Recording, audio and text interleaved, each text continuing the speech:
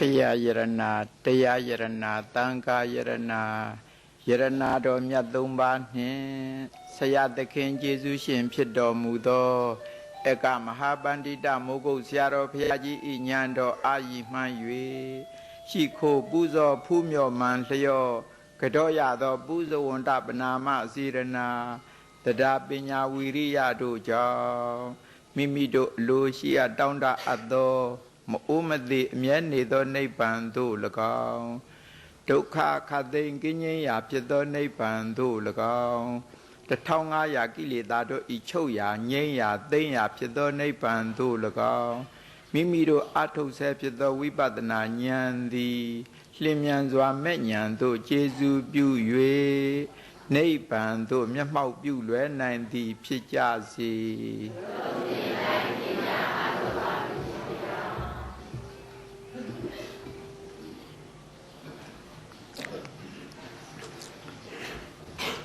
ဖယားရှင်ကိုရောမြတ်ကြီးက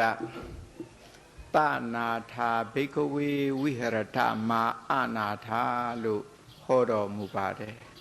အတိပ္ပယ်ကတော့အာကိုစရာဝိပဿနာတရားလက်ကင်ထား၍သွားကြလာကြနေထိုင်ကြအာကိုရတရားမဲ့မနေလိုက်ကြပါနဲ့လို့ဆိုလိုပါတယ်ဖယားရှင်ကိုရောမြတ်ကြီးရဲ့အဲ့ဒီမိန့်မှာတော်မူချက်အရာပင်ကျေးဇူးတော်ရှင်ဧကမဟာပန္တိတမိုးကုတ်ဆရာတော်ဘုရားကြီးကလည်းအမြဲထာဝရဒကာဒကမတို့ကိုတဖွာဖွာနဲ့တတိပေးနေတယ်မဟုတ်လားအဲ့ဒီတတိပေးချက်အတိုင်းပဲဘုန်းကြီးကလည်းကိုစီကိုငါမပေါ်လိုက်ကြပါနဲ့လို့ထပ်မံနှိုးဆော်ပါတယ်ဒီကနေ့ဟာဆိုလို့ရှိရင်တရားစခန်းပွဲကြီးရဲ့ဒုတိယနေ့ညနေပိုင်းဖြစ်ပါတယ်ပဋိစ္စသမုပ္ပါဘုန်းကြီးတို့အခြေခံပြီးတော့လာခဲ့တယ်ပဋိစ္စသမုပ္ပါအင်္ဂါဘယ်နှပါးတဲ့တို့ပဋိစ္စသမုပ္ပါအင်္ဂါ12ပါးကိုညီညီညာညာရွတ်ဆိုပြီးတော့ပူဇော်လိုက်ကြစမ်းပါ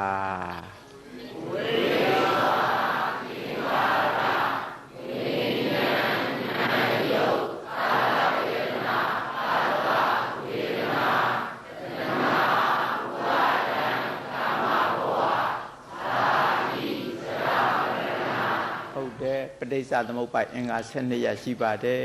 သူတို့တွေဟာအကြောင်းအကျိုးများခွဲမဲ့ဆိုလို့ရှိရင်အဝိဇ္ဇာနဲ့သင်္ခါရကဘယ်အကျိုးလားအကြောင်းလားဆိုရင်အကြောင်းတရားဝိညာဏယုတ်တလယရဏဖတ်တဝေဒနာ5မျိုးကအကျိုးတရားတဏှာဥပါဒံကာမဘဝတို့ကအကြောင်းဇာတိစရာမရဏတို့ကြတော့ဟုတ်တယ်အကြောင်းအကျိုးအဲ့ဒါလိုနေပါတယ်အချိန်ကာလအဖြစ်ခွဲခြားမဲ့ဆိုလို့ရှိရင်အဝိဇ္ဇာနဲ့သင်္ခါရကဘယ်ကာလလွန်လေပြီးသောအတိတ်ကာလအဲ့ဒီနံပါတ်2ကွက်ထဲက5မျိုးနဲ့နံပါတ်3ကွက်ထဲက3မျိုးပေါင်း10မျိုးကဘယ်ကာလယခုဖြစ်စေပစ္စုပန်ကာလနံပါတ်4ကွက်ထဲကဇာတိနဲ့ဇရာမရဏတို့ကဘယ်ကာလနောင်ဖြစ်လက်တအနာဂတ်ကာလအဖြစ်ခွဲခြားတော့အဲ့လိုတွေ့တယ်နော်အစအဖြစ်လိုက်ရှာတဲ့ခါကျတော့ဒုတိယအကွက်နဲ့တတိယအကွက်ကြားထဲမှာတစပ်မဟုတ်လားပြီးတော့ပထမအကွက်နဲ့ဒုတိယအကွက်ကြားထဲမှာတစပ်ဟုတ်တယ်မဟုတ်လားဒုတိယအကွက်နဲ့တတိယအကွက်ကြားထဲမှာတစပ်ပြီးတော့တတိယအကွက်နဲ့သရုပ်ထအကွက်ကြားထဲမှာတစပ်စာလို့ပြောမယ်ဆိုလို့ရှိရင်တော့သင်္ခါရနဲ့ဝိညာဉ်တစပ်ပြီးတော့ဝေဒနာနဲ့တဏှာတစပ်ပြီးတော့ကာမဘဝနဲ့ဇာတိတစပ်ဒီပဋိစ္စသမုပ္ပါအင်္ဂါ12ရပ်တွင်အစပ်ပဲ20စပ်ပါတော့အဲ့ဒီလို30ပါတဲ့နှစ်ကဘုန်းကြီးတို့ဒီကနေ့ပြောချင်တာဟာပထမအစပ်ပေါ်သင်္ခါရနဲ့ဝိညာဉ်တစပ်ပါတယ်တော့သင်္ခါရနဲ့ဝိညာဉ်တစပ်ဒီအကြောင်းအရာဒီကနေ့ပြောရပါမယ်လွန်လေပြီးတော့အတိတ်ကာလကအဝိဇ္ဇာဥသိပြီးတော့သင်္ခါရဆိုတဲ့အလုပ်တွေလုပ်ခဲ့တယ်လို့ပြောခဲ့ပါကောဘယ်လောက်ပဲနေနောက်ဆုံးတဘွားလုံးချုံလိုက်လို့ရှိရင်အဝိဇ္ဇာဥသိပြီးတော့ကာယသင်္ခါရဝစီသင်္ခါရစိတ်ဓာတ်သင်္ခါရဆိုတဲ့ကံစေတနာတွေလုပ်ခဲ့တယ်မဟုတ်လားအဲ့ဒီအစွမ်းတတ္တိတွေကြောင့်ယခုဒီဘက်ပစ္စုပန်ကာလမှာဝိညာဏယုတ်တလယရဏဖာတ ဝေဒနာခန္ဓာ၅ပါးကြီးဖြစ်ပေါ်လာတဲ့အကြောင်းကိုအကျဉ်းစားပြောထားတယ်နော်ဒီအတိတ်ကာလကနေပြီးတော့ဒီပစ္စုပန်ကာလဘယ်လိုဖြစ်ကြတာလဲဒါနဲ့ပတ်သက်ပြီးတော့ဘုန်းကြီးတို့ဒီကနေ့ဟောကြားပြောကြရမှာနော်အများအားဖြင့်ဘုန်းကြီးတို့သိနေကြတာကဟိုအတိတ်ကာလကသေလို့ရှိရင်ဟိုဘက်ကအသက်ကလေးထွက်လာပြီးတော့ဒီဘက်ပစ္စုပန်ကာလအမိဝါမှာဝိညာဉ်နာယုံနဲ့အသက်ကောင်ကလေးဝင်လာတယ်လို့ဒီလိုယူဆကြတာအဲ့ဒါလို့ယူဆတော့ဟိုဘက်ကအသက်ကောင်ကလေးကဒီဘက်ကိုရောက်လာတယ်ဆိုတော့အသက်ကောင်ကလေးကမသေးဘူးအတိတ်ပဲဖြစ်တာပေါ့မသေးဘူးဆိုတော့ခိုင်မြဲနေတာမဟုတ်လားခိုင်မြဲနေတာပါဠိလိုတတ္တတာခိုင်မြဲနေတာကိုပါဠိလိုတတ္တယူဆွဲတာကြတော့ဒိဋ္ဌိတတ္တနဲ့ဒိဋ္ဌိနဲ့ပေါင်းလို့ရှိရင်မဲတတ္တဒိဋ္ဌိဒီလိုဖြစ်သွားတယ်နော်ဟုတ်တယ်တတ္တဒိဋ္ဌိအမဲနဲ့တည်းမဟုတ်ဘူးနော်လွန်လေပြီးတော့အတိတ်ကာလကသေးအသက်ကောင်းကလေးကဒီဘက်ပစ္စုပန်ကာလအမိဝမ်းမှာလာရောက်တယ်ဆိုတော့ခန္ဓာကိုယ်ကြီးကသာရေမျောတယ်မီးရှို့တယ်မြေမြုပ်တယ်လှုပ်တာအသက်ကောင်းကလေးကတော့သူအလုံးမခံဘူးပါဇက်ကနေထွက်ပြီးတော့ဟိုဘက်ဘဝကိုကူးသွားတယ်ဆိုတော့အတိတ်ပဲမဟုတ်လားဒီတော့အသက်ကောင်းကလေးကမြဲနေရမရောက်ဘူးလားမြဲနေတာပါဠိလိုတတ္တယူဆွဲတာကဒိဋ္ဌိတတ္တနဲ့ဒိဋ္ဌိနဲ့ပေါင်းရင်မေအဲ့ဒီတတ္တဒိဋ္ဌိလေးသာဝင်တယ်ရှိနေလို့ကတော့တရားအားထုတ်မရဘူးတဲ့အေးဒီကနေ့ဒါလေးတွေပြောရမှာမထင်ရဘူးလားထင်တယ်အသက်ကောင်ကလေးတွေရှိတယ်လို့မထင်ဘူးလားထင်ပါတယ်အဲ့ဒီအသက်ကောင်ကလေးကဟိုဘက်ဘွားကူးသွားတယ်လို့ဒီလိုစွဲကြတာမဟုတ်လားဟုတ်တယ်လူသေးတယ်ဆိုရင်ကြည်နေကြတာပါဇက်ကလေးကိုကြည်နေကြတာဘာလို့တုံးဆိုတော့ပါဇက်ကဟာကနေဆိုရင်အသက်ကလေးထွက်သွားတာကိုဒီလိုစွဲတာမဟုတ်လားအဲ့ဒါလိုလေးတွေစွဲတယ်တချို့ကြတော့လေအဲ့လိုမဟုတ်ပါဘူးဒီဘက်ဘဝမှာဝိညာဏ်နာယုတ်ဆိုပြီးတော့အသက်ကောင်းလေးရောဘာလေးရောဘဝအသက်တီထောင်တာဟိုဘက်နဲ့ဘာမှမဆိုင်ဘူးဟိုဘက်ကပြီးပြတ်တဘဝလုံးရုပ်ရောနာရောပြတ်အသက်ကောင်းလေးလဲဟိုဘက်ပြတ်ဒီဘက်မှာဘာမှမဆိုင်ဘူးအတိတ်ကအတိတ်ပြီးခဲ့ပြီဒီဘက်ပစ္စုပန်ကာလဝိညာဏယုတ်အသစ်ထူထောင်ယူတာအတိတ်နဲ့ဘာမှမဆက်စပ်ဘူးဒီပစ္စုပန်ကာလအသစ်ထူထောင်ယူတာဒီလိုလဲစွဲကြသေးတယ်အဲ့ဒါလို့စွဲပြန်တော့လဲအတိတ်နဲ့ဒီပစ္စုပန်ကာလနဲ့ကြားတယ်ပြတ်မနေဘူးလားပြတ်နေတာပါဠိလိုဥစ္စေတာယူဆွဲတာကဒိဋ္ဌိဥစ္စေတာနဲ့ဒိဋ္ဌိနဲ့ပေါင်းဒါလဲမှားပြန်တာပဲလွန်လေပြီးတော့အတိတ်ကာလနဲ့လုံးဝပြတ်တယ်လို့ယူဆပြန်လို့ရှိရင်လည်းမှားတယ်စောစောတုန်းကလို့ဆက်နေတယ်လို့ယူဆပြန်ရင်လည်းမှားတယ်ဒီမှားတာလေးတွေကတာမန်မဟုတ်ဘူးဘုန်းကြီးတို့အမေတရားရဖို့ရအတွက်အဟံအတားဖြစ်တယ်နော်ဒါကြောင့်ဒီဥစ္စာလေးတွေပြောနေရတာဆက်လာတယ်လို့ယူဆပြန်လို့ရှိရင်လည်းပဲတတ္တဒိဋ္ဌိမဆက်ဘူးကြားတယ်ပြတ်နေတယ်ဟိုဘက်ကဟိုဘက်ပြီးတာပဲဒီဘက်ကဒီဘက်အသက်တတ်ထူထောင်းပြီးတော့ယူတာဆိုပြန်လို့ရှိရင်ဟောဥစေဒဒိဋ္ဌိနှစ်ခုလုံးမှားတယ်နော်မှားတယ်ဥစေဒဒိဋ္ဌိတတ္တဒိဋ္ဌိဒိဋ္ဌိပဲနှမျိုးတော့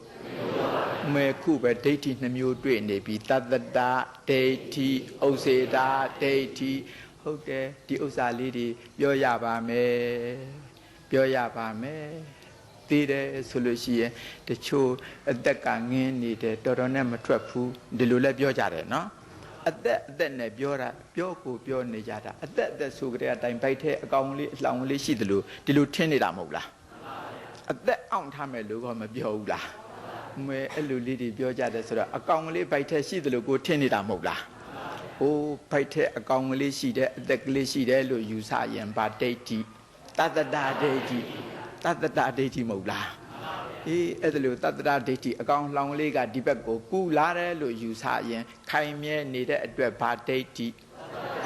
တတ္တဒိဋ္ဌိဗာဒိဋ္ဌိအဲ့ဒါကြောင့်မို့လို့အသက်သေးပြီဆိုလို့ရှိရင်ဒီအသက်ကလေးချမ်းသာဖြစ်ဖို့ဆိုပြီးတော့အသက်ကလေးဘယ်နေရာများနေပါလိမ့်မလဲဆိုပြီးတော့သူ့ချမ်းသာထားကြတာဟိုအသက်ကလေးနေဖို့ဆိုပြီးတော့အိုးလေးတွေအိမ်ကလေးတွေတောင်လှုပ်ပေးကြသေးတယ်အဲ့လိုဟာလေးတွေလှုပ်တယ်နော်ဒီလိုဆွဲကြတာပဲ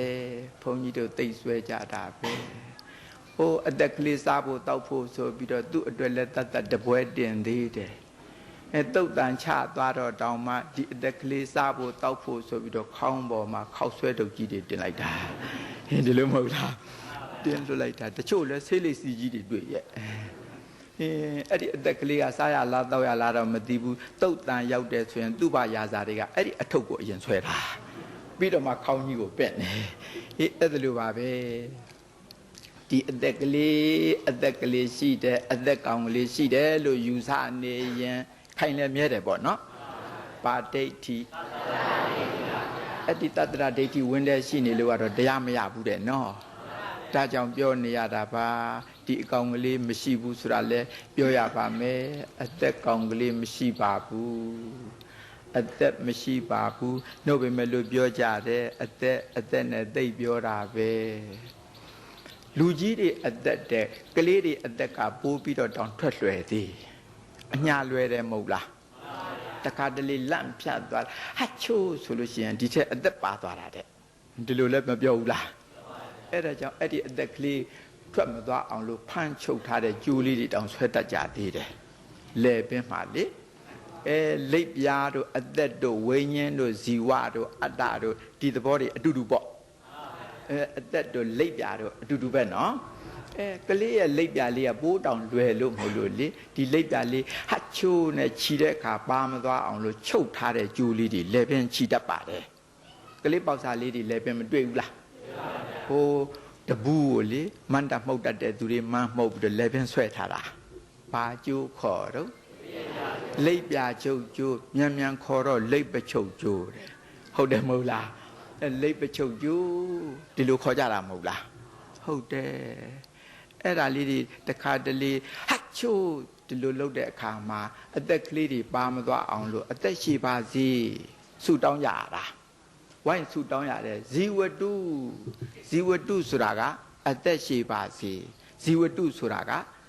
အသက်ရှိပါစေလို့အတိတ်ပဲရတယ်ဟတ်ချိုးဆိုရင်ဘယ်နဲ့တော့ဇီဝတု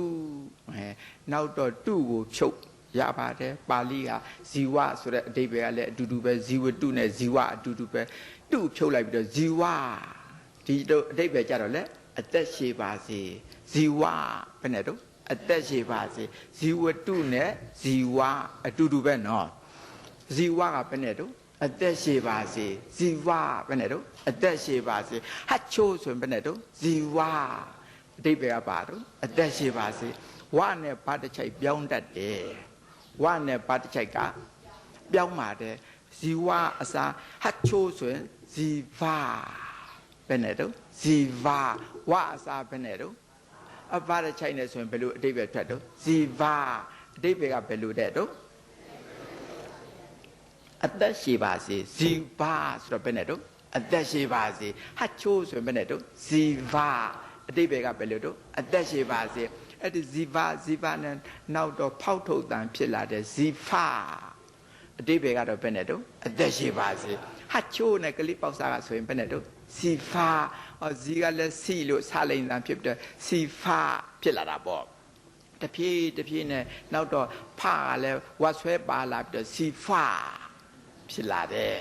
ဟတ်ချိုးဆိုရင်ဘယ်နဲ့တော့ဇီဖအတိပ္ပယ်ကဘယ်လိုတဲ့တော့အသက်ရှိပါစေအတိပ္ပယ်ကအသက်ရှိပါစေလို့ဒီလိုအတိပ္ပယ်ရပါတယ်ကလေးပေါက်စာလေးတွေဗာလေးတွေဆိုလို့ရှိရင်ဟတ်ချိုးနေဆိုရင်ဒီထက်အသက်ကလေးကပါသွားတတ်တယ်မဟုတ်လားဒါကြောင့်ဘယ်နဲ့တော့စီဖာ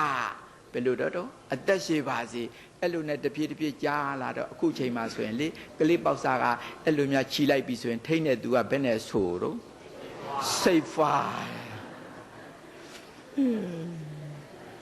ပြောင်းလာတာမဟုတ်လားဟုတ်တယ်စိတ်ဖွားတီအောင်ပြောင်းလာတာအဲ့ဒါလိုလေးတွေဖြစ်ပြီးတော့လာပါတယ်ဆိုတော့အသက်ကလေးတွေရှိတယ်လို့ယူဆလို့မဟုတ်လားဗာဒိဋ္ဌိတတ္တဒိဋ္ဌိအဲ့ဒါလိုဘုန်းကြီးတို့စွဲကြပါတယ်တရားဓမ္မတွေစွဲကြပါတယ်အဲ့ဒီတတ္တဒိဋ္ဌိသာရှိနေလို့ကတော့တရားမရဘူးဒိဋ္ဌိကခန်းနေတယ်ဟန်တားတယ်မက်ကိုဟန်တားတယ်နော်အဲ့ဒါကြောင့်ဒီဥစ္စာလေးတွေကိုပယ်တတ်ရှားတတ်ဖို့ရအတွက်ပြောရပါမယ်တတ္တဒဒိဋ္ဌိဥစ္စေတာဒိဋ္ဌိခုဆိုရင်ဒိဋ္ဌိဘယ်နှမျိုးတွေ့နှမျိုးတွေ့ပါတယ်အေးဗျအဲ့ဒါလို့အသက်ကောင်ကလေးတွေရှိတယ်လို့ယူဆလို့ပဲဒီအသက်ကောင်ကလေးအတွက်ကြွေးကြမွေးကြမလုပ်ဘူးလားလုပ်တယ် ဘုန်းကြီးတို့ရှောက်ပြီးတော့တရားဟောတော့အညာဒေသမြို့ကလေးတစ်မြို့ရောက်သွားတော့ပြောတယ်တက္ကကြီးတယောက်ကတပည့်တော်တို့မြို့မှာအဖြစ်အပျက်အမှန်ဖျားပြောစမ်းပါအောင်လို့ဆိုတော့တက္ကကြီးတယောက်သေးသွားတယ်သူကအယက်သမားနေရောညရောကိုတောက်တာမိုးမလေးအောင်တောက်တဲ့သူတခါတလေသူမိမထရိုက်သေးတယ်အဲ့ဒါလိုလူပဲနောက်တော့အသက်ကျွန်းပြီးသေးပါလေရောလားသေးတော့အမေဘလောက်ပဲအရိုက်ခံရသူမိမကနော်ယောက်ျားသေးတယ်ဆိုပြန်တော့လဲနှမျောတာပေါ့နှမျောတယ်ခါတိုင်းဆိုရင်ဒီအချိန်ရိုက်ပြီးအဲ့ဒါလိုနဲ့လေသူကဘာလုပ်တုံးဆိုတော့သူအရက်တပလင်းရဲ့ညနေကြတော့ပေါ့လေဟောကြက်ပေါင်ကျော်တပကံရဲ့ယူသွားတာတုတ်တန်ဘက်ကိုလေဟာဟိုတော်ကြီးဘာမှလုံးမလို့ပါလိမ့်မလဲကာလာသားတွေကလှမ်းပြီးတော့ကြည်တော့သွားနေတာတုတ်တန်ဘက်ကိုစိုက်နဲ့သွားဟိုရောက်တဲ့ခါကျတော့သူ့ယောက်ျားမြုပ်တဲ့မြေပုံပေါ်မှာချပြီးတော့လေဟောဒီအချိန်ဟာခါတိုင်းရှင်တောက်တတ်တဲ့အချိန်လေးမဟုတ်လားတဲ့ဟောသူကပြောတာနော်ဟောတင်ကြိုက်တတ်တဲ့အစာကလေးလေးတဲ့ဆိုပြီးတော့အရက်တပလင်းရဲ့ကြက်ပေါင်ကျော်ပကံပြားရဲ့ထားခဲ့တာအော်အတော်ကြီးကဒီလိုလှုပ်တာကိုဆိုပြီးတော့အဲ့ဒီအတော်ကြီးလဲဟိုဘက်တခါတည်းကွဲသွားရောကာလာသားတွေကယူပြီးတော့ဝိုင်းတုတ်တော့တာပဲ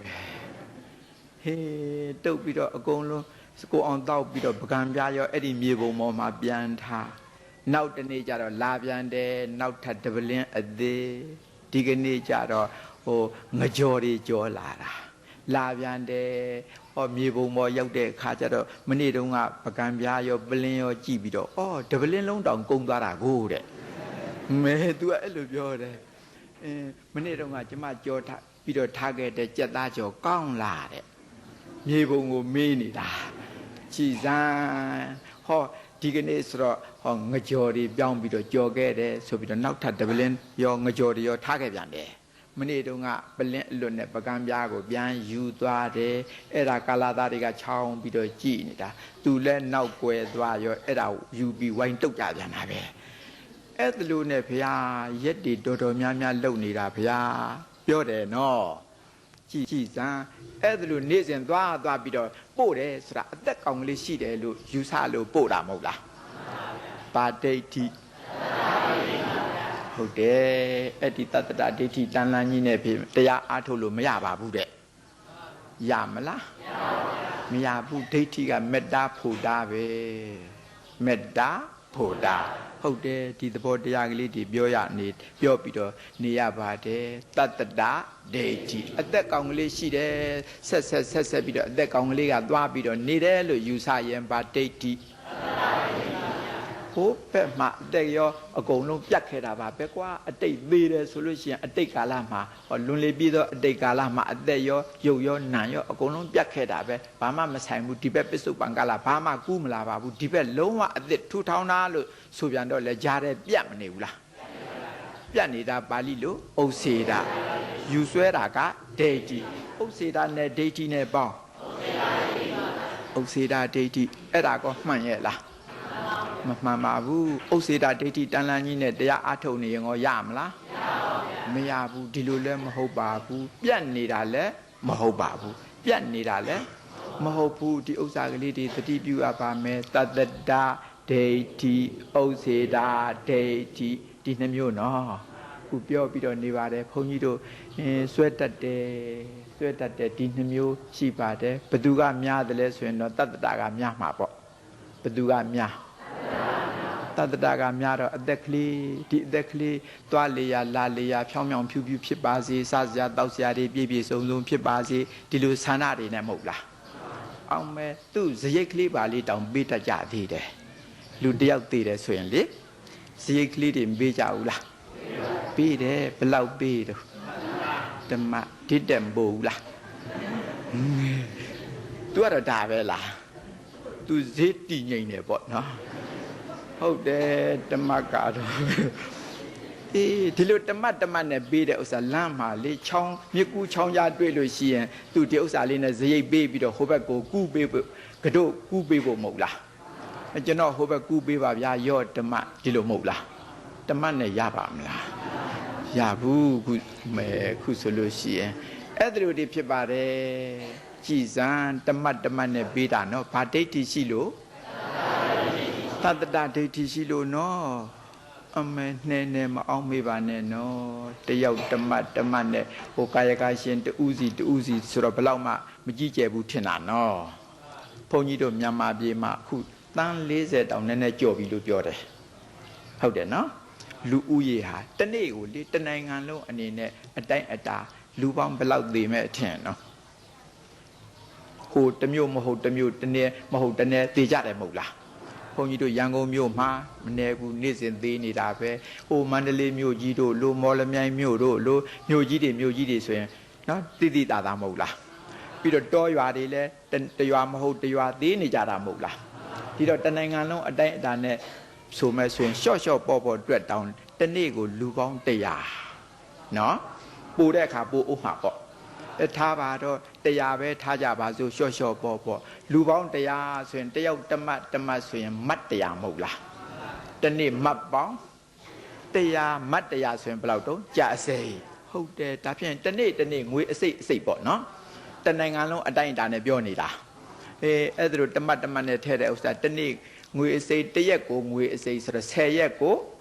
ဘယ်လောက်တုံး250ရက်ပေါင်း30ဆိုရင်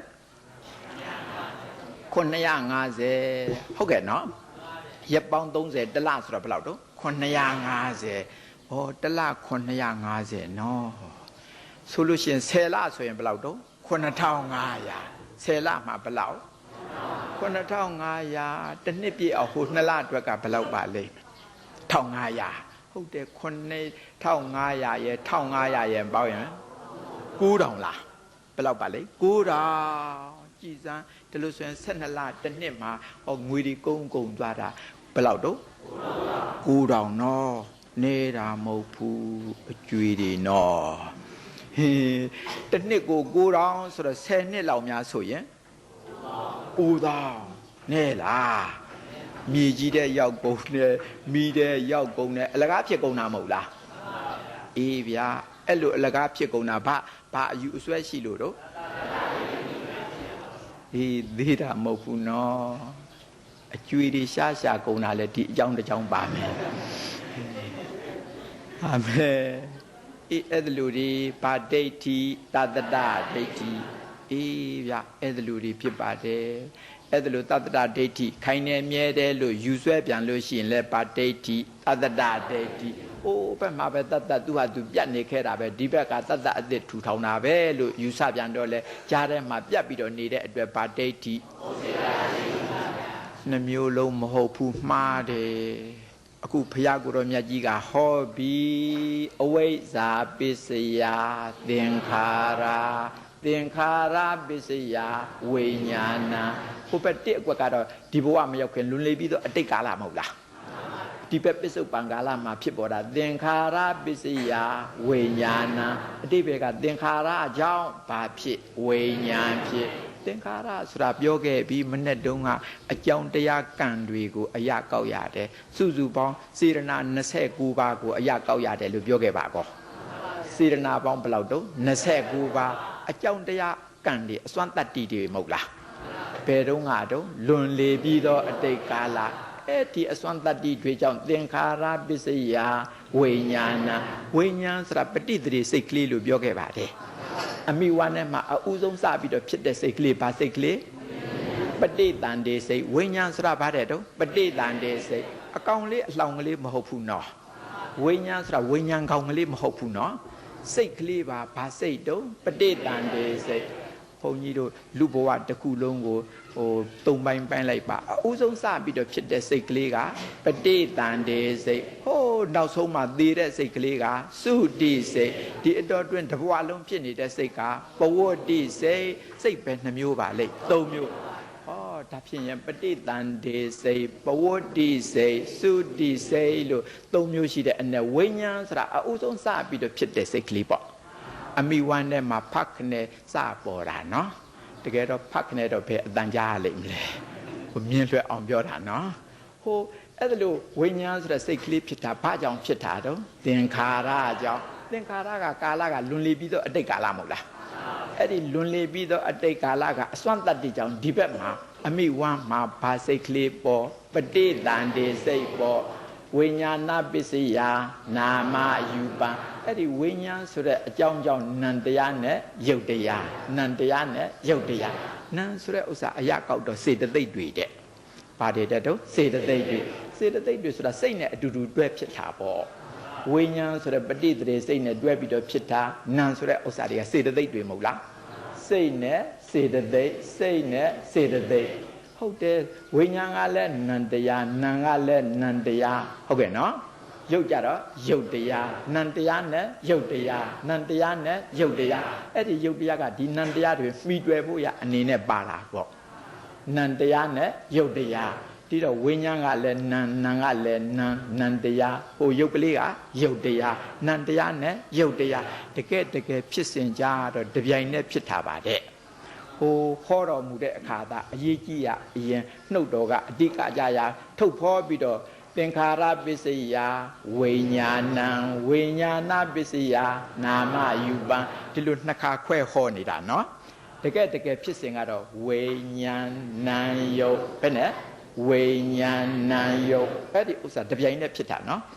ဝိညာဉ်ဆိုတာကဘာစိတ်ပဋိသန္ဓေစိတ်နံဆိုတာကစေတသိက်စိတ်နဲ့စေတသိက်စိတ်နဲ့စေတသိက်အဲ့ဒီဥစ္စာကလေးတွေမှီတွဲဖို့ရဘာပါသေးတော့ယုတ်ဒါဖြင့်နံတရားနဲ့ယုတ်တရားနံတရားနဲ့ယုတ်တရားဒီနှစ်ပါးနံတရားရောယုတ်တရားရောဟဲ့ဒီဝိညာဏယုတ်ဆိုတဲ့သုံးမျိုးဟာတပြိုင်နဲ့တစ်ချိန်တည်းဖြစ်တာပါတဲ့အမိဝမ်းတဲ့မှာဘု து ကြောင့်ဖြစ်သင်္ခါရကြောင့်ဖြစ်ဟိုဘက်ကလွန်လေပြီးတော့အတိတ်ကာလသင်္ခါရအစွမ်းကြောင့်ဒီဘက်မှာပေါ်လာတာအစွမ်းကြောင့်ပေါ်လာတာဟိုဘက်ကကူးလာတာလားမဟုတ်ပါဘူးဟိုဘက်ကအသက်ကောင်လေးတွေဒီဘက်ပစ္စုပန်ဘက်မှာဝိညာဏယုတ်ကူးလာတာလားမဟုတ်ပါဘူးအလိုလိုဟိုဘက်ကဘာမှမပါပဲနဲ့ဝိညာဏယုတ်ထပေါ်တာလားမဟုတ်ဘူးအဲ့လိုလည်းမဟုတ်ဘူးအတိတ်ကအစွမ်းမပါပဲနဲ့ဝိညာဏယုတ်လို့ဒီလိုပေါ်ပြန်လို့ရှိရင်လဲဂျားတဲ့ပြတ်နေတဲ့အတွက်ဗာဒိဋ္ဌိဥစ္စေတာဒိဋ္ဌိအဲ့ဒါလို့မဟုတ်ဖက်နဲ့အတိတ်ကာလကယုတ်တရားနံတရားလေးတွေဒီဘက်ကူးလာတယ်လို့ယူဆပြန်ရင်ကောဗာဒိဋ္ဌိအဲ့ဒါလို့ကောခုပြောတာဟုတ်ကဲ့လားမဟုတ်ပါဘူးသင်္ခါရအစွမ်းကြောင့်ဘာဖြစ်ဝိညာဉ်ဖြစ်ဒီလိုသာပြောတာမဟုတ်လားဟိုဘက်ကသင်္ခါရအစွမ်းကြောင့်ဒီဘက်မှာဝိညာဉ်နာယုတ်နဲ့ပေါ်တာမဟုတ်လားအေးဒီဥစ္စာလေးသတိပြုပါဘုန်းကြီးတို့ကအရေးတကြီးပြောနေပါတယ်တတ္တဒဒိဋ္ဌိဥစ္စေတာဒိဋ္ဌိအဲ့ဒါကလွတ်အောင်ပြောနေတာနော်ရုပ်ကလေးတွေနာမ်ကလေးတွေလွန်လေပြီးတော့အတိတ်ကာလကဒီဘက်ကိုကူလာတယ်လို့ယူဆရင်ခိုင်မြဲနေတဲ့အတွက်ဗာဒိဋ္ဌိတတ္တဒဒိဋ္ဌိမဲတချို့ပြောကြတာဟိုဘက်ဝင်းကနေပြီးတော့ဒီဘက်ဝင်းရောက်လာတယ်ဆိုပြီးတော့ဟိုနောက်ကျောင်းပြန်ပြောတတ်တဲ့ကလေးကိုမေးကြည့်တယ်နင့်ဒီအိမ်ဘယ်လိုလုပ်ရောက်လာတာတုံးဆိုတော့ तू ကတော်တဲ့လျှောက်သွားပြီးတော့လဲပတ်ပြီးတော့နေတာရေတွင်းကြီးနားမှာနေတုံးမိမကြီးတယောက်ကလာရေခတ်တယ်ရေခတ်လို့ပြန်တော့မယ်လို့ပြီးတော့အိုးတဲ့ကိုရေမှုတ်လဲတက်လိုက်ပြီးတော့ तू ကအဲ့ဒီရေမှုတ်ထဲဝင်လိုက်လာတာတဲ့ तू ပြောတာအဲ့ဒါနဲ့အဲ့ဒီအိမ်ရောက်ပြောတဲ့ဆိုတော့ तू ပြောပုံကြီးကဟိုဘက်ကအသက်ကောင်ကလေးကဒီဘက်အိမ်ရောက်ပြီးတော့ဒီအမိဝင်နေမယ်အကောင်လိုက်တိုင်ဝင်တဲ့အဓိပ္ပာယ်မဟုတ်လားဗာဒိဋ္ဌိမဟုတ်ပါဘူးဒါကသူ့အထင်သာပြောတာအဲ့ဒါလိုလည်းမရှိရပါဘူးเนาะမရှိရပါဘူးအခုဘုရားကိုယ်တော်မြတ်ကြီးကဟောတာကဖြင့်သင်္ခါရဆိုတဲ့ဟိုဘက်ကအတိတ်အစွမ်းကြောင့်ဒီဘက်မှာဝိညာဉ်နာယုတ်ပေါ်တယ်လို့ပြောပြီးမဟုတ်လားဟုတ်တယ်ဒါပြောနေတယ်ဒီနေရာနဲ့ပတ်သက်ပြီးတော့ဥပမာတွေအမျိုးမျိုးပြောပါတယ်စာထဲမှာပဲ့တင်တန်ဥပမာတို့မိကွက်တစ်ခုကနေပြီးတော့မိကွက်တစ်ခုကူးတဲ့ဥပမာတို့တစိမ့်တုံးနှိပ်တဲ့ဥပမာတို့ဒီလိုဥပမာတွေအမျိုးမျိုးနဲ့ပေးပြီးတော့ရှင်းချက်တွေထုတ်တယ်အဲ့ဒီထဲဘုန်းကြီးကြိုက်တာကတော့ပြင်ငွေပို့တဲ့ဥပမာလေးကပိုးတောင်ကြိုက်သေးဟိုငွေပို့တာနော်ဟုတ်တယ်အဲ့ဒါလေးကပိုးတောင်ရှင်းပါသေးတယ်အဲ့ဒါလေးနဲ့ပြောပါမယ်ငွေပို့တာကလူကြုံနဲ့ပို့တာမဟုတ်ဘူးစာတိုက်ကနေပြီး money order နဲ့ပို့တာဒီလိုနော်အေးကဲငွေပို့တဲ့ဥပမာပြောကြစို့ ဟဲ့ဒီနာကတကာကြီးဥဆိုးမင်းပဲဘုန်းကြီးနဲ့ကဲအမေအဖြေလုံးမယ်တကာကြီးဥဆိုးမင်းထံကိုဟဲ့ဒီရန်ကုန်မှာရှိနေတဲ့တကာကြီးဥဆိုးမင်းထံကိုမန္တလေးကသူ့ဆွေမျိုးတွေကငွေပို့လိုက်တာနော်ဆွေမျိုးတွေကငွေပို့လိုက်တာသူသုံးဖို့ဆွဲဖို့ရအောင်လို့ငွေတွေပို့လိုက်တာပို့တဲ့အခါမှာလူကြုံနဲ့ပို့တာမဟုတ်ဘူးနော်စာရိုက်ကနေပြီးမန်နီအော်ဒါနဲ့ပို့တာနော်ဘသူစီပို့တာတော့ဥဆိုမင်းထံပို့တာဘယ်ကနေပို့မန္တလေးကနေပြီးတော့ပို့တာကဲဥဆိုမင်းမေးမယ်ကဲငွေတွေဘယ်လောက်များသုံးကျင်တယ်လဲဘယ်လောက်များရကျင်တယ်လဲကဲပြောလိုက်စမ်းပါ1000လားလောဘကလည်းနေလိုက်တာကိုတကယ်ရမှာမဟုတ်ပဲနဲ့တကယ်ရမှာမဟုတ်တူတော့များများယူကျင်လိုက်ပေါ့ဗျာကို1000ဆိုတော့နေတာပေါ့နော်အေးကဲတော်ပြီလား1000ပဲလားတော်ပြီတဲ့တရားတွေအားထုတ်ထားတာဆိုတော့လောဘနည်းမှာပေါ့နော်ကဲ1000ပဲတဲ့ဆွေမျိုးတွေကိုသူညှာတာရှိလိမ့်မယ်ကဲသူက1000လိုချင်တယ်တဲ့ကဲဆွေမျိုးတွေကမန္တလေးကဆွေမျိုးတွေကဟဲ့ဒီရန်ကုန်ဥဆိုမင်းထံငွေ1000ပို့တယ်တဲ့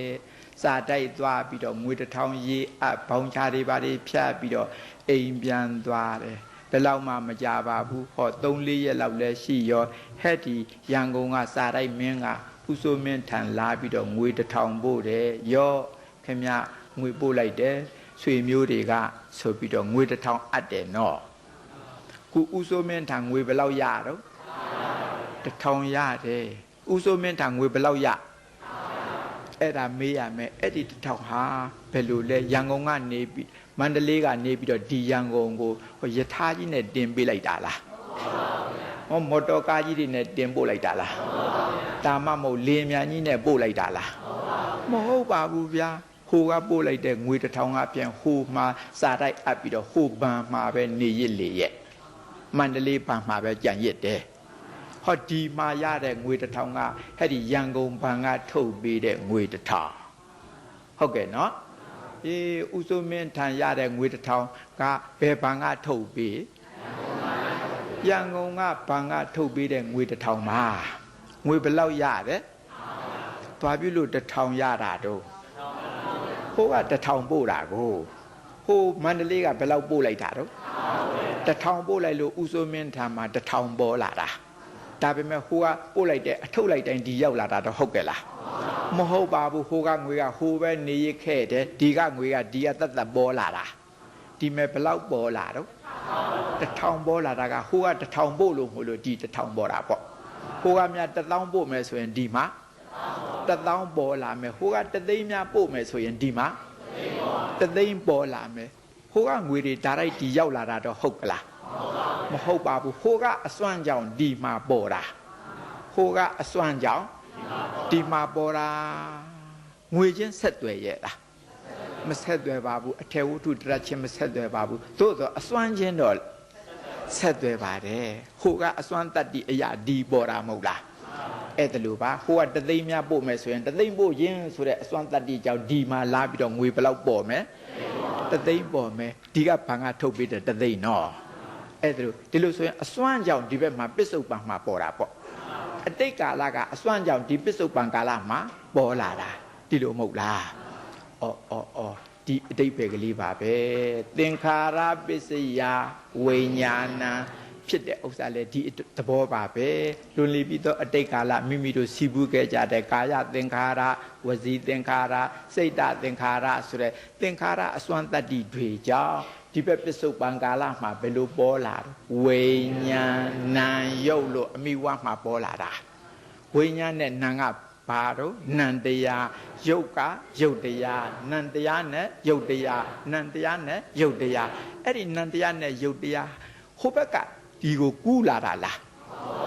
ကူးလာတယ်လို့ယူဆရင်ဗာဒိဋ္ဌိ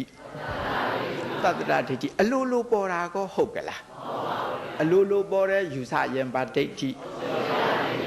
အခုဟာအလိုလိုပေါ်တာလည်းမဟုတ်ဘူးဟိုဘက်ကသင်္ခါရအစွမ်းကြောင်းဒီဘက်မှာအသစ်ပေါ်တာအသစ်တော့အသစ်ပဲနော်ဝိညာဉ်နဲ့နာယုတ်ကအသစ်တော့အသစ်ပဲနော်သို့တော့အလိုလိုပေါ်တဲ့အသစ်ဟုတ်ကဲ့လား မဟုတ်ပါဘူးဘယ်သူ့ကြောင့်ပေါ်ရတာတော့ဟုတ်တယ်ဟိုအတိတ်ကအစွမ်းတတ္တိကြောင့်ဒီဘက်ပစ္စုပန်မှာပေါ်ရတာမဟုတ်လားအစွမ်းကြောင့်ပေါ်ရတာဗါတဲ့တော့ဟုတ်တယ်အဲ့ဒီသဘောပါပဲခုဘုန်းကြီးတို့တက္ကဒကမတို့အမိဝမ်းမှာမိမိတို့ဖြစ်ပေါ်ပြီးတော့လာဖို့ရဝိညာဉ်နာယုတ်ဒီလိုလေးတွေစလာတာမဟုတ်လားဝိညာဉ်နာယုတ်ဝိညာဉ်ကဘာစိတ်ပဋိသန္ဓေစိတ်စချင်းစိတ်ကလေးတာပြောတာနော်ဒီဘက်စက္ကန့်ဆိုပြီးတော့ဘဝလုံးဖြစ်နေတဲ့စိတ်တွေကြတော့ဘဝတိစိတ်ခုအစဆုံးဖြစ်တဲ့စိတ်ကလေးကဘာတော့ပဋိသန္ဓေစိတ်အဲ့ဒါလေးနဲ့တွဲဘက်ကဘာတော့နာဆိုတဲ့စေတသိက်ဟုတ်ကဲ့နော်စိတ်နဲ့စေတသိက်ဒီသဘောတရားတွေကနံတရားတွေဆိုတော့မျက်စိနဲ့မြင်နိုင်ပါမလားမမြင်နိုင်ပါဘူးမျက်စိနဲ့မြင်ရကောင်းတဲ့ပစ္စည်းကတော့ဘာတော့ယုတ်ဟုတ်တယ်ယုတ်တရားကတော့မြင်ရကောင်းတဲ့ပစ္စည်းနံတရားတွေကတော့မြင်ရကောင်းတဲ့ပစ္စည်းမဟုတ်ပါဘူးနံတရားနဲ့ယုတ်တရားနံတရားနဲ့ယုတ်တရားဒီနှစ်ပါးဟာအမိဝမ်းမှာပေါ်ပေါက်လာတယ်ဟုတ်ပြီနော်ဒါဖြင့်သူတို့ပေါ်ပေါက်လာဖို့အခုတိုင်းဆိုလို့ရှိရင်ငွေပို့တဲ့ဥပမာနဲ့ရှင်းတော့တတ္တဟိုဘက်ကကူးလာတာကောဟုတ်ရဲ့လားဒီလိုလည်းမဟုတ်ပါဘူးဒီဘက်မှာဘယ်သူနဲ့မှမဆိုင်မဲ့အလိုလိုပေါ်ပေါက်တာကောဟုတ်ကဲ့လားမဟုတ်ဘူးလွန်လေပြီးတော့အတိတ်ကာလကအစွမ်းတတ္တိကြောင့်ဒီဘက်မှာဝိညာဉ်နာယုတ်ပေါ်ပေါက်လာတယ်ဆိုတော့တတ္တကလည်းလွတ်တယ်ဥစ္စေတာကလည်းလွတ်တယ်ရပြီနော်ဟုတ်ပြီတော်အမိဝမ်းမှာနံတရားနဲ့ယုတ်တရားနံတရားနဲ့ယုတ်တရားအဲ့ဒီထဲမှာနံတရားကတော့မြင်ရကောင်းတဲ့ပစ္စည်းမဟုတ်လို့ထားပါတော့ယုတ်တရားဆိုတာမြင်ရကောင်းတဲ့ပစ္စည်းမဟုတ်လားအဲ့ဒီယုတ်တရားဟာဘယ်လောက်ကြီးသလဲဒီလိုလေးမေးခွန်းရှိတယ်နော်ယုတ်တရားဟာဘယ်လောက်ကြီးသလဲလို့ဆိုတော့အမေပြောတယ်သိမကြီးပါဘူးတဲ့အစပိုင်းကဆိုလို့ရှိရင်ရင်ကလေးတစ်ကောင်ရေတောက်လောက်ယုံပဲရှိပါတယ်လို့ပြောတယ်ရင်ကလေးတဝတောက်ရေတစ်ပေါက်စာလောက်ရေတောက်ပြီးတော့လက်ကလေးနဲ့များတောက်လိုက်လို့ရှိရင်ရေအိုးဖုံးပေါ်မှာရေလေးဖောင်းဖောင်းကလေးမနေပေဘူးလားအဲ့ဒီဖောင်းဖောင်းကလေးကိုရင်ကလေးတစ်ကောင်များကုန်းတောက်မယ်ဆိုရင်မဝလောက်ဘူးလားအဲ့ဒီရင်ကလေးတဝတောက်ရေတစ်ပေါက်စာလောက်ပဲရှိပါတယ်တဲ့ရုပ်ကလေးဟာလေရင်ကလေးတဝတောက်ရေတစ်ပေါက်ဗါတဲ့ရင်ကလေးတဝတောက်ရေတစ်ပေါက်ဘယ်ဟုတ်မလဲကွယ်ဒါဆိုများတာဗောဘယ်ရင်ကလေးတဝတောက်ရေတစ်ပေါက်ဆိုတာနဲတာမဟုတ်ဘူးဘယ်လောက်ပြောကျင်တာတော့ဟောအခလေးသေးသေးရှိပါတယ်အဲ့ဒီအခလေးသေးသေးကိုထောပတ်ခွက်ထဲသို့မဟုတ်စီခွက်ထဲအဖျားကလေးစိုးရုံကလေးထောက်နှစ်ပြန်ပြီးတော့မလိုက်အဖျားမှာတိကပ်ပြီးတော့ပါလာတဲ့စီပေါက်လောက်ဟောနံပါတ်1မဟုတ်လားနံပါတ်1ကရင်ကလေးတဝတောက်ရေတစ်ပေါက်နံပါတ်2ကအဖျားမှာပါလာတဲ့စီပေါက်လောက်နဲမတော့ဘူးလားမဲဘယ်လောက်များလိမ့်မလဲရုပ်ကလို့ဘယ်လောက်ပြောချင်တာတော့အောင်မဲဆံမင်ကလေးတစ်ပင်နှုတ်လိုက်ပါအဲ့ဒီဆံမင်ကလေးကိုထောပတ်ကွက်ထဲစီကွက်ထဲအဖျားကလေးစိုးရုံကလေးထောက်နှစ်ပြန်ပြီးတော့မလိုက်အဖျားမှာတိကပ်ပြီးတော့ပါလာတဲ့စီပေါက်လောက်ဆိုတော့ခုနတုန်းကအပ်တဲ့ဆံပင်ကသေးတာပဲအဖျားမှာပါလာတဲ့စီပေါက်လည်းပို၍သေးမှာပေါ့ဘယ်နှမျိုးရှိပြီလို့နံပါတ်1ကရင်ကလေးတဝတောက်ရေတစ်ပေါက်နံပါတ်2ကပါလာတဲ့စီပေါက်လောက်နံပါတ်3ကဆံပင်ပြားမှာပါလာတဲ့စီပေါက်လောက်3မျိုးတွေ့ပြီနော်ဒါများသေးတာပေါ့ဟဲ့ဒါမှများတယ်ဆိုရင်ဘယ်လောက်ပြောချင်တာတော့အဲ့ဒီဆံပင်ကလေးကိုဟောတပင်နှုတ်ပါစပွဲပေါ်မှာတင်မျက်နှာပြင်ပေါ်မှာတင်းဆွဲပြီးတော့ရှစ်စိတ်ရမယ်ဆံပင်ကလေးကိုနော်ရှစ်ပိုင်းမဟုတ်ဘူးနော်အရာလိုက်ဘယ်နှစိတ်ဟဲ့ဆံမင်္ဂလေးတပင်ရှစ်စိတ်မတဲ့ဘာနဲ့များစိတ်ပါအညာနဲ့စိတ်ဗါတဲ့ဟုတ်တယ်ညာနဲ့စိတ်မှရမှာပါပရိဒါနဲ့စိတ်လို့ရမလားမရပါဘူးကဲညာနဲ့စိတ်လိုက်ပါဆံမင်္ဂလေးတပင်ကိုအရှိလိုက်အလျားလိုက်ရှစ်စိတ်လိုက်တော့တစိတ်သောပမာဏမှုံသေးသေးကလေးနေမှာပေါ့အဲ့ဒါဟာမြောက်ကျွန်းသူတို့ရဲ့ဆံပင်ဗါတဲ့တော့ဆိုတော့အဲ့လိုဆိုတော့စောစောတုန်းကဥစ္စာတောင်ကျွန်းသူတို့ရဲ့ဆံပင်ပေါ့အရှိကျွန်းအနောက်ကျွန်းတောင်ကျွန်းမြောက်ကျွန်းခွဲရင်ဒီကျွန်းကဘာကျွန်းနော်တောင်ကျွန်းဆိုတော့ဒီတက္ကဓမ္မတို့ရဲ့ဆံပင်ပေါ့စောစောတုန်းကနံပါတ်3ကတောင်ကျွန်းဆိုတော့ဒီတက္ကဓမ္မတို့ရဲ့ဆံပင်မဟုတ်လားဟုတ်ပြီအဲ့ဒီဆံပင်ကိုရှစ်စိတ်တစိတ်သောပမာဏမှုံသေးသေးလေးဟာမြောက်ကျွန်းသူတို့ရဲ့ ဆံပင်အဲ့ဒီဆံပင်ကလေးတစ်ပင်ထောပတ်ကွက်တဲ့စီကွက်တဲ့အဖျားကလေးစိုးယုံထောက်နဲ့ပြန်ပြီးတော့မလိုက်အဖျားမှာတိကပ်ပြီးတော့ပါလာတဲ့စီပေါက်လောက်ဘယ်နှမျိုးရှိနံပါတ်1ကရင်ကလေးတဝါတောက်ရေတစ်ပေါက်နံပါတ်2ကအဖျားမှာပါလာတဲ့စီပေါက်လောက်နံပါတ်3ကပြားမှာပါလာတဲ့စီပေါက်လောက်တောင်ကျွန်းသူတို့ရဲ့ဆံပင်မဟုတ်လားတောင်ကျွန်းသူတို့ရဲ့ဆံပင်ပြားမှာပါလာတဲ့စီပေါက်လောက်နံပါတ်4ကျတော့မြောက်ကျွန်းသူတို့ရဲ့ဆံပင်ပြားမှာပါလာတဲ့စီပေါက်လောက်ပြောတာပြောရတာမှုံမှုသေးသေးလေးမြင်ရဖို့မလွယ်ပါဘူးမှန်ဘလူးနဲ့အကြီးချဲကြီးရင်တော့မြင်ကောင်းမြင်ရမှာပေါ့အခုဘယ်နှမျိုးရှိပလဲဒါတောင်များသေးဟေးဒါမှများတယ်ဆိုရင်ဘယ်လောက်ပြောကျင်တာတုံးဆိုတော့ဟိုဇာတိအုံနာဆိုတဲ့သားကောင်တစ်မျိုးရှိတယ်ဇာကွယ်ရေးချဇာတဝံဘူးလုံးကြီးတင်တိဇာတိဥအခရာနာကြီးနှလုံးစင်ရေးချတဲ့အုံနာဇာတိအုံနာဆိုတဲ့သားကောင်တစ်မျိုးတော့ထဲမှာရှိတယ်အဲ့ဒီဇာတိအုံနာဆိုတဲ့သားကောင်ရဲ့အမွှေးကမြောက်ကျွန်းသူရဲ့ဆံပင်တက်တောင်သေးသေးတဲ့မြောက်ကျွန်းသူရဲ့ဆံပင်တက်တောင်သေးပါသေးတဲ့အဲ့ဒီသားကောင်ရဲ့အမွှေးလေးကိုတပင်နှုတ်ထောပတ်ကွက်ထဲစီကွက်ထဲပြန်ပြီးတော့နေအဲ့ဒီယုတ်ကလေးစားတယ်ဒီယုတ်ကလေးကိုအမိပြုပြီးတော့ဝိညာဉ်တို့နံတို့လည်းပါတာပေါ့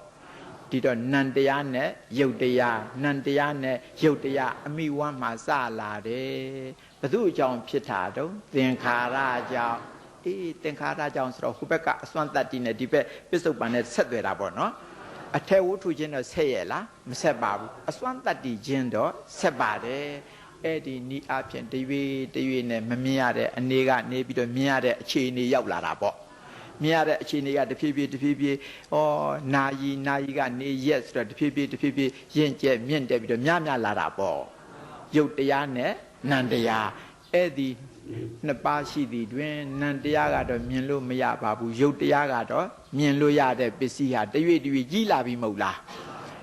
အဲ့ဒီနံတရားနဲ့ယုတ်တရားဒီနှစ်ပါးကိုကလလရေကြီးပါတယ်တော့ဟုတ်တယ်ကလလရေကြီးလို့ခေါ်ပါတယ်အဲ့ဒါဘယ်လိုတရွေ့ကြီးပြင်းပါသလဲဖရာလို့ဒီလိုအိန္ဒကဘလူးကမေးလို့ဖရာကိုရောမြတ်ကြီးကဖြေတာပထမံကလလံဟောတိအဲ့ဒီယုတ်တရားနဲ့နံတရားဟာပထမ9ရက်တော့ပြင်သူတို့ကိုကလလရေကြီးအဲ့ဒီကလလရေကြီးကပထမတော့ဖြင့်သေးမှုံလေးကစားပြီးတော့တရွေ့1ရက်2ရက်3ရက်4ရက်5ရက်6ရက်9ရက်တဲ့အောင်သူ့ကိုကလလရေကြီးခေါ်တာပေါ့မမြင်ရတဲ့အခြေအနေကနေပြီးတော့မြင်ရတဲ့အခြေအနေများလာပြီနော်ပထမံကလလံဟောဒီပထမ9ရက်အတွင်းမှာသူ့ကိုဘာခေါ်ကလလရေကြီးတဖြည်းဖြည်းလည်းများလာပြီပေါ့နော်ကလလဟောဒီအဘုဒံဒုတိယ9ရက်ကျတော့အဲ့ဒီဥစ္စာကလေးတွေကအပြုတ်ကလေးတွေသဘောသူပြောင်းသွားတယ်အမြုပ်ကလေးတွေသဘောသူပြောင်းသွားတယ်ကလလဟောတိအဘုဒံအဘုဒါဇယတိပေတိဟောတတ္တရ9ရက်ရောက်တဲ့ခါကျတော့အမြုပ်ကလေးတွေကနေပြီးတော့အသားပြော့ကလေးတွေသူပြောင်းသွားတယ်အသားပြော့ကလေးတွေဘဝသူပြောင်းသွားတယ်ပေတိနိဗ္ဗတတိခနောဟော9ရက်4ခါ9လေးလီ28အဲ့ဒီအခြေအနေရောက်တဲ့ခါကျတော့အသားပြော့ကနေပြီးတော့အသားမာအသားပြော့ကနေပြီးတော့အသားမာပြန်ပြောကြဆိုပထမ9ရက်မှာကလလရေကြီးဒုတိယ9ရက်မှာအမြုပ်တတိယ9ရက်မှာအသားပြော့သရုတ်ထ9ရက်ကြတော့အသားမာဟုတ်တယ်နော်ဟိုအဲ့လိုနဲ့နောက်ထပ်9ရက်ဆိုတော့9ရက်5က9လီ35အဲ့ဒီတလကြောအနေကြတော့ခက်မှ9ပြပေါ်မလို့ဟောလက်ပင်ကလေးသိမ်းလာတယ်ခေါင်းကလေးပေါက်မလို့လက်ပင်ကလေးသိမ်းလာတယ်လက်နှစ်ဖက်ပေါက်မလို့ဟိုဘက်ဘူးလေးဒီဘက်ဘူးလေးပေါ်လာတယ်ခြေနှစ်ဖက်ပေါက်မလို့ဟိုဘက်ဘူးလေးဒီဘက်ဘူးလေးပေါ်လာတယ်ဆိုတော့အလုံး9ခုနေမှာပေါ့ခေါင်းကလေးရဲ့လက်နှစ်ဖက်ရဲ့ခြေနှစ်ဖက်ရဲ့ဘူးလေးတွေဆိုတော့အလုံးဘယ်လောက်တော့9ခုခက်မှ9ပြ9ရက်5ကယတတပပေါင်း5ကဆိုတော့တလကြောမဟုတ်လားအဲ့ဒီအခါမှာပါတယ်တော့အခက်မှဘယ်လောက်တော့5ပြာ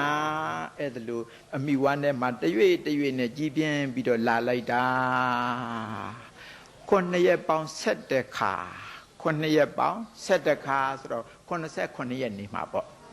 89ရက်နေပါမယ်လဖွဲ့ကြည့်တော့2လကြော်အနေထားမဟုတ်လား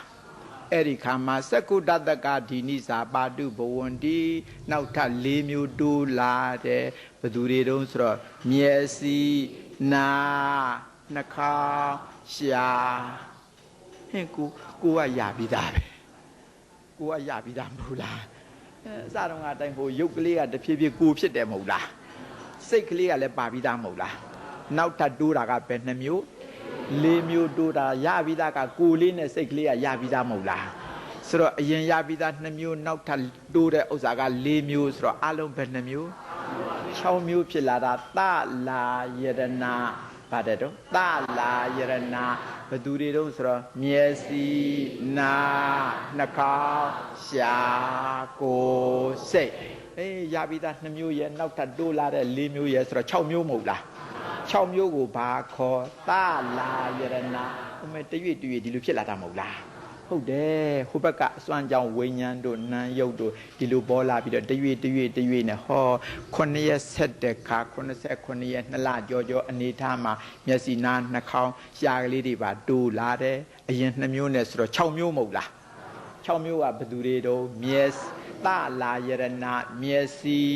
နားနှာခေါင်းရှားကိုယ်စိတ်သက6ခုအာယတနာကဒီယာဌာနာသအာယတနာဆိုတော့ဒီယာဌာနာ6ခုပါတယ်တော့ဒီယာဌာနာ6ခုနန္တရားတွေဖြစ်ဖို့ရဒီယာဌာနာပေါ့နော်6ခုဘယ်သူတွေတော့မျက်စိနားနှာခေါင်းရှားကိုယ်စိတ်ဆိုရင်ကိုတော့ရင်ပတ်သွားထောက်တာရင်ပတ်ဟာစိတ်လားလို့မေးစရာနော်ဒီလိုမဟုတ်ပါဘူးဘုန်းကြီးတို့စာရီပေတွေထဲမှာအဲ့ဒီရင်ကြိုင်ထဲမှာပုံညက်စေကံတွင်းကလေးရှိပါတယ်တဲ့အဲ့ဒီတွင်းထဲမှာသွေးကလေးတွေအောင်းနေတယ်ဒီသွေးလေးတွေထုတ်ကြည့်မယ်ဆိုရင်တလက်ဆွန်းလောက်ရှိပါမယ်တဲ့အဲ့ဒီတလက်ဆွန်းမြလောက်တော့သွေးကလေးတွေထဲမှာဟာတရားဝတ္ထုရုပ်တွေပြန်နှံ့နေတယ်အသိဉာဏ်ဆိုတဲ့သဘောတရားစိတ်တွေများဖြစ်ပေါ်ပြီးဆိုရင်အဲ့ဒီဟာတရားဝတ္ထုရုပ်ပေါ်မှာအမိပြုဖြစ်တာဒါကြောင့်စိတ်ဆိုရင်အဲ့ဒီရင်ပတ်ညွှန်တာနော်အဲ့ဒါလိုပါဒီတော့6မျိုးဆိုတော့သအာယတနာမဟုတ်လားနောက်တော့ဆိုလို့လွယ်အောင်အလေကောင်လာကြီးလေးထည့်လိုက်တော့သလာယရဏပါဇက်ပူချောတာပေါ့နော်အာယတနာဘယ်နှပါ6ပါအာယတနာဘယ်နှပါ6ပါဘယ်သူတွေပါလဲမျက်စိနာနှာခေါင်းရှားကိုယ်စိတ်အမေကိုယ်တန်တန်ဖြစ်ပေါ်လာပုံလေးတွေဒီလိုမဟုတ်လားအဲ့ဒါလိုနဲ့တရွေ့အမိဝမ်းထဲမှာအောင်ပြီးတော့လာလို့အမိစားတဲ့အစာရောမိမိတို့မှာရရှိနေတဲ့ကံတရားတွေရောယာတိဥတုရောအစာအာဟာရတွေရောပေါင်းစုပြီးတော့တရွေ့နဲ့အမိဝမ်းထဲမှာယတ္တတပပေါင်း42ခါ9ရက်ပေါင်း42ခါဆိုတော့ရက်အားဖြင့်တွက်ကြည့်တော့294ရက်294ရက်လဖွဲ့ကြည့်တော့6လကျော်10လတွင်ဝင်လာပြီနော်အဲ့ဒီမှာကေတာလောမာနခာပိစာဆိုပြီးတော့ဆံမင်းကလေးတွေမွေးညင်းကလေးတွေခြေသက်လက်သက်ကလေးတွေပါပေါ်ပြီးတော့လာနော်အဲ့ဒီကနေပြီးတော့10လပြည့်လဲရောက်ကြရောအမိဝမ်းပြင်ဘက်ရောက်လာပြီးတော့လူတစ်လုံးသူတစ်လုံးဖြစ်လာကြတာအမေမလွယ်ပါပဲလားအဲ့ဒါလို့တရွေ့ကြီးပြင်းလာပုံကိုဖရာကိုတော်မြတ်ကြီးပြောပြတာကိုဘုန်းကြီးကတဆင့်ပြန်ပြောနေတာနော်ဟုတ်တယ်ဒီတော့မိမိတို့တွေမှာပေါ်ပြီးတော့အမိဝမ်းမှာရောက်လာတော့မျက်စိရဲ့နားရဲ့နှာခေါင်းရဲ့ရှားရဲ့ကိုယ်ရဲ့စိတ်ရဲ့ဒီလိုပါလာတယ်မဟုတ်လားသလာယတနာပါတယ်တော့သလာယရဏဘယ်သူတွေတော့မျက်စိနားနှာခေါင်းရှားကိုယ်စိတ်ကြံသေးလားဒါဆိုကုန်ရောမဟုတ်လားမိမိခန္ဓာကိုယ်ပေါ်မှာရှိနေတာဒီ6မျိုးပဲမဟုတ်လားဘာတွေတဲ့တော့မျက်စိနားနှာခေါင်းရှားကိုယ်စိတ်ဒီလိုဆိုတော့ကြည့်ပါဦးမျက်လုံးများဖွင့်ကြည့်မယ်ဆိုရင်ကိုယ်မျက်စိကလည်းပါတယ်မဟုတ်လားမျက်လုံးများဖွင့်ကြည့်မယ်ဆိုရင်လောကကြီးကအကျယ်ကြီးပါလားဒီလိုနေမှာပေါ့နော်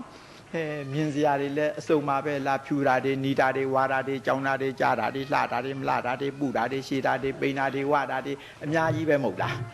အဲ့ဒါတွေကမြင်စရာတွေမဟုတ်လားမြင်စရာတွေမဟုတ်လို့အဆင်းလို့ခေါ်လိုက်ပါပါတယ်တော့ဘယ်သူနဲ့တွဲရမလို့မျက်စိနဲ့တွဲရမယ်ကိုနားကတော့ပါမလာဘူးလား အတန်ဒီပြင်မဲ့မှာယထာတန်ကာတန်ရေဒီယိုတန်ကက်ဆက်တန်ပိုကောင်ငှက်ကောင်တန်ဘုံကြီးတရားဟောတန်ဟိုဘက်ကတဲ့လှုပ်တဲ့အတန်အတန်နေဘောင်းစုံမဟုတ်လားဘာနဲ့တွဲရမ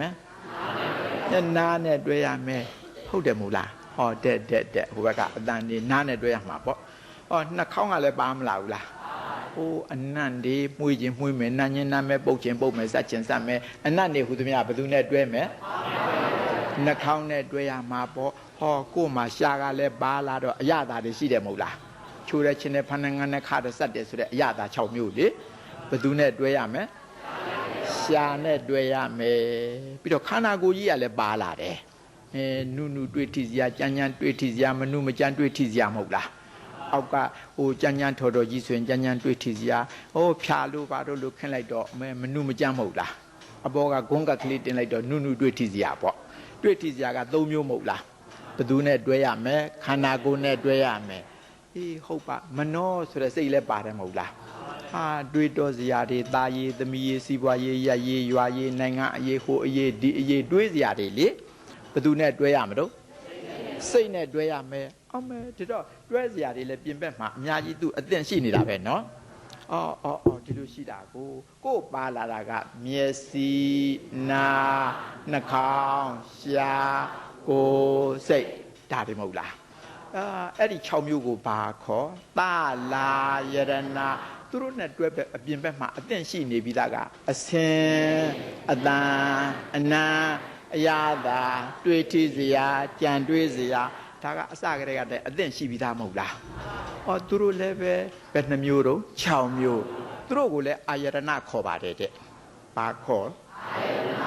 ဒီတော့ကို့မှာပါလာတဲ့ဥစ္စာကအတွင်းပိုင်းကြလို့အတွင်းအာယရဏဟိုဟာကအပြင်ဘက်မှာကြလို့မလို့အပြင်အာယရဏ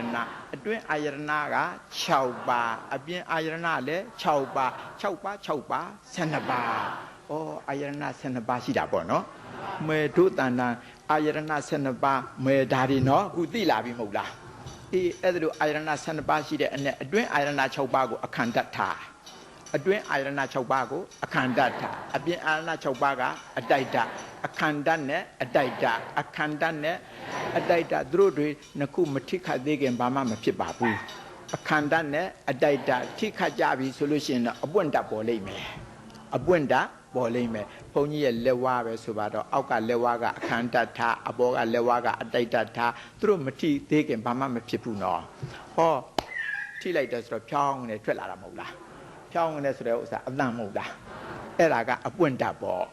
အခန္ဓာနဲ့အတိုက်တမထိခတ်သေးခင်ဘာမှမဖြစ်ဘူးနော်ထိခတ်လိုက်တော့ဖြောင်းဆိုတဲ့အတန်အပွင့်တတ်ပေါ်မလာဘူးလားဒါလေးတွေလာပါလိမ့်မယ်ရမ်းမိကျဘုံတဘုံကိုမိကျဆန်ဆွဲထုတ်လိုက်မယ်ဆိုရင်ရမ်းမိကျဘုံဘေးမှာရမ်းတုတ်ထားတာမရှိဘူးလားအခန္ဓာပထမပစ္စည်းမိကျဆန်ကောင်းဘူးမလဲရမ်းတုတ်ထားတာမရှိဘူးလားအတိုက်တဒုတိယပစ္စည်းပေါ့နော်အခန္ဓာနဲ့အတိုက်တသူတို့နှစ်ခုမထိခတ်သေးခင်ဘာမှမဖြစ်ဘူးပေါ့ထိခတ်လိုက်လို့ရှင်ရှဲကနေအပွင့်တတတိယပစ္စည်းမိတော့ပေါ်လာမယ်မဟုတ်လားအဲ့ဒါလိုပဲဒီမလဲပဲမျက်စိနာနှာခေါင်းရှာကိုယ်စိတ်ကအခန္ဓာအစင်အတန်အနံ့အရသာတွေ့ထီစရာကြံတွေးစရာကအတိုက်တအခန္ဓာနဲ့အတိုက်တအခန္ဓာနဲ့တိုက်တသူတို့တွေဆံရကြုံရဆုံရလို့ရှင်ထိခတ်ကြလို့ရှင်အပွင့်တတ်တွေပေါ်လိမ့်မယ်မျက်စိနဲ့အစင်းနဲ့ဆိုရင်မျက်စိအကြည်ကအခန္ဓာအစင်းကအတိုက်တအခန္ဓာနဲ့အတိုက်တသူတို့ဆုံရလို့ရှင်အပွင့်တာဆိုပြီးတော့မြင်စိတ်ပေါ်မယ်နော်နားနဲ့အတန်နဲ့ဆုံရင်ကြားစိတ်နှာခေါင်းနဲ့အနံ့နဲ့ဆုံရင်ရှာနဲ့အရာသာနဲ့ဆုံရင်စားစိတ်ခန္ဓာကိုယ်နဲ့တွေ့ထိစရာနဲ့ဆုံရင်တွေ့ထိစိတ်မနှောနဲ့ကြံတွေ့စရာနဲ့ဆုံရင်တွေ့တော်ကြံစီစိတ်ဒါကအပွင့်တက်ကလေးတွေပေါ့အခန္ဓာ6ပါးအတိုက်တ6ပါးအပွင့်တ6ပါး6 3 18သူကြတော့ဓာတ်18ပါးပါတယ်ဓာတ်18ပါးအမေဒီကနေ့သိစရာတွေအများကြီးတိုးလာတာပါလား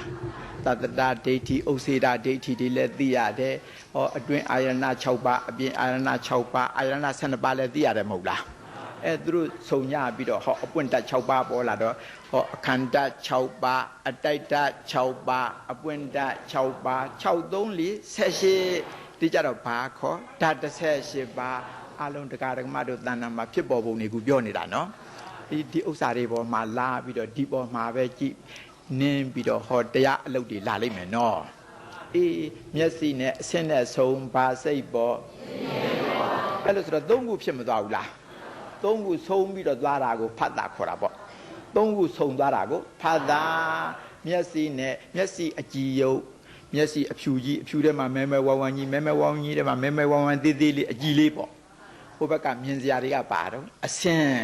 အကြည်လေးမှန်ချက်ကလေးပေါ့မှန်ချက်တိုင်ထောင်းထားရင်ရှေ့ကဖြတ်သွားဒီတဲ့အရိပ်ထင်မယ်မဟုတ်လားအဲ့ဒီမှန်အကြည်ကလေးနဲ့ဟောဒီအဆင့်နဲ့ဆုံးပါစိတ်ပေါ့မြင်စိတ်သုံးခုဆုံးတာဖာတာပစ္စယဝေဒနာအလားတူပေါ့နာနဲ့အတန်နဲ့ဆုံးပါစိတ်ပေါ့ကြာစိတ်သုံးခုဆုံးတာဖာ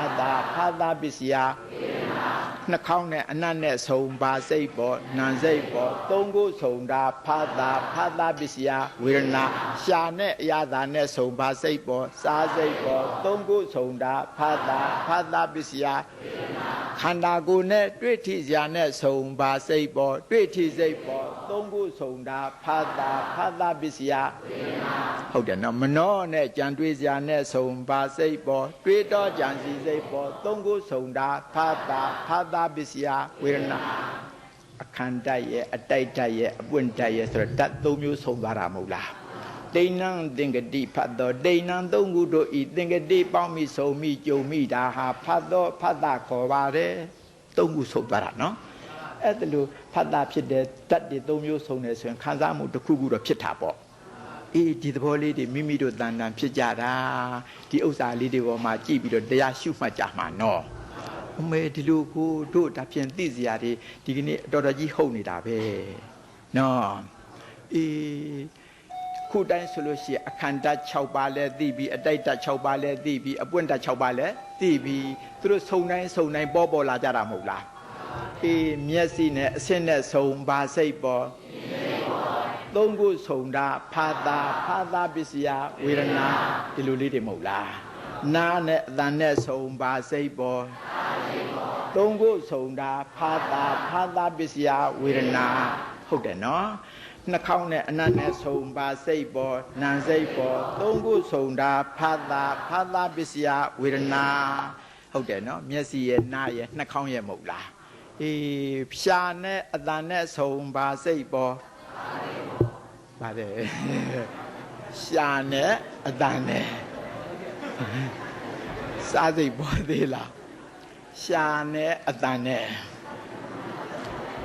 တွဲပဲဟုတ်ကဲ့လားတွဲပဲမဟုတ်ရင်ဘာမှမပေါ်ဘူးသူတွဲပဲမှာပေါ်တာနော်ဒီတော့ရှာနဲ့ဘာနဲ့ဆုံရမလဲဟုတ်တယ်ရှာနဲ့အရာသာနဲ့ဆုံပါစိတ်ပေါ်စားစိတ်သုံးခုဆုံတာဖာတာပစ္စယဝေဒနာဒီလိုလည်းပေါ်လာ